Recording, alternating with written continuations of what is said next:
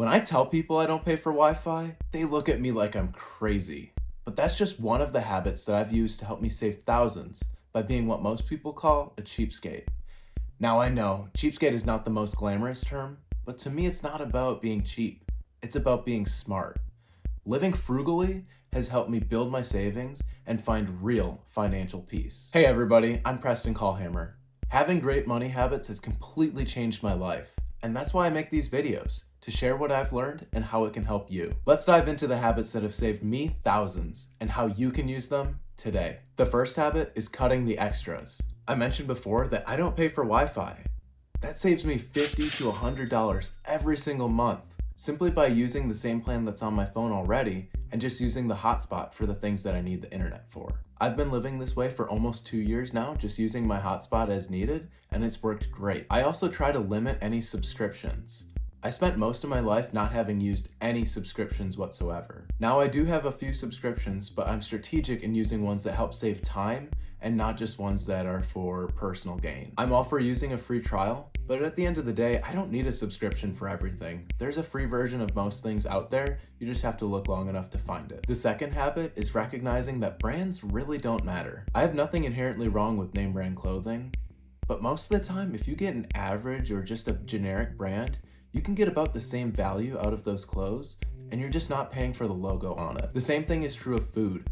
You can often get the generic or off-brand for much lower, and over time, the percentage of money that you save from getting that off-brand adds up to a lot. That leads us right into our next habit, which is food choices. We already talked about purchasing the off-brand or generic brand, but there's plenty of things that we can do beyond that. The first one is minimizing the amount of times that we eat out. This is not to say that you should never eat out, but that it should be strategic and budgeted and not just a quick decision. My wife and I still go on a date every single week, and we'll even have an occasional meal outside of that as well.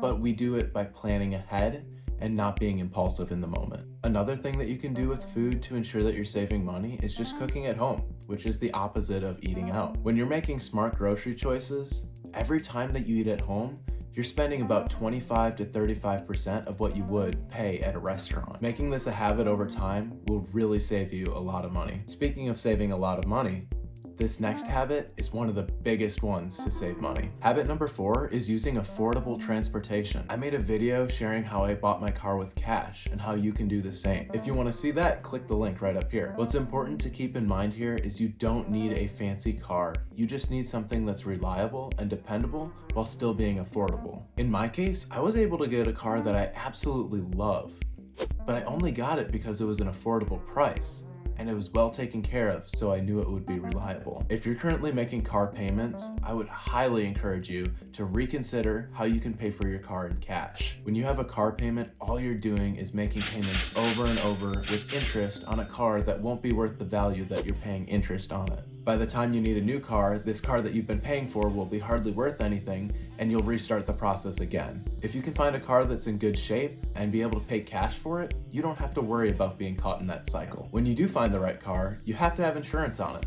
And that leads us right into habit number 5. Habit number 5 is using smart insurance practices. Finding the most affordable insurance can be a pain, but it's usually worth the time that it takes to find the most affordable one. The truth of the matter is, you really don't need coverage on everything, especially if you have a well-funded emergency savings that you can tap into as needed. The likelihood that you actually use the random coverage on your insurance policy that you happen to pick up for an extra $5 a month is very slim. However, there is a decent chance that something will happen to your house, home, or health throughout the year. But if you've saved all that extra money and set it aside along the way, more often than not, you'll actually have more to put towards it from those savings than you would by just putting into that insurance investment. This is why I highly recommend building up an emergency savings and using a lot lower deductibles and less coverage on your insurance and relying more on that emergency savings. In order to make that happen, you have to have a solid budget, which takes us right into habit number 6. Habit number 6 is having a budgeting mindset. In the book of Romans, the Bible tells us not to think of ourselves higher than we should. Budgeting helps us do that on the financial side.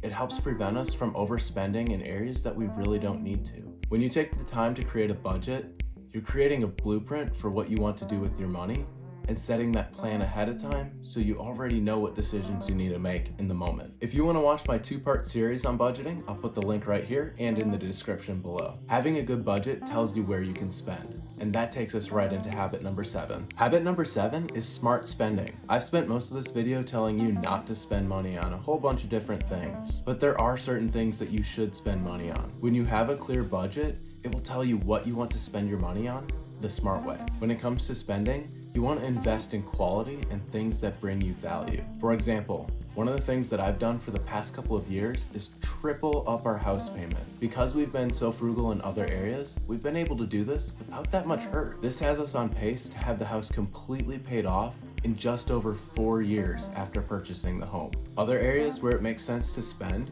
is investing.